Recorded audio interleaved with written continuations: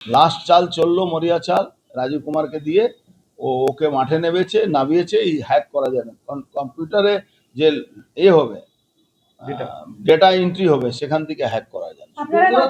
Counting হবে সেটা তো অনেকটা আউটস্কার্ট এবং দেখা যাচ্ছে অনেক জায়গা আগে থেকেই ব্যারিকেড করে দেওয়া হচ্ছে।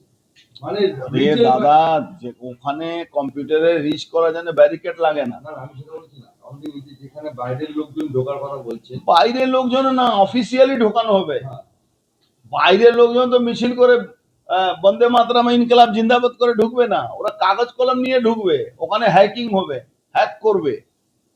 এটা কি আটকানো সম্ভব?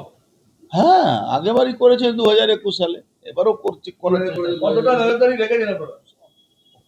আগেবারও ওই কম্পিউটারে ওই ডাটা এন্ট্রিতে হ্যাক হয়েছে। তাহলে আপনি বলছেন ব্যারাকপুর শিল্পাঞ্চলে ভোটের সময় কাউন্টিং এ হ্যাকিং এর একটা প্রবণতা বা চান্স? প্রবণতা না, রাজীব কুমার আনা হয়েছে এটা করে, জানেন সব থেকে বড় জেলা তো, এই জায়গাতে 14টা সিট আছে এখানে, ব্যারাকপুর দমদম মিলিয়ে, সেখানে 6টা সিটে এখানে গিনতি, 6টা সিটে ওখানে গিনতি। তাহলে কি রাজীব কুমারকে হ্যাকার হিসেবে এখানে নিয়ে আসছে? হ্যাকার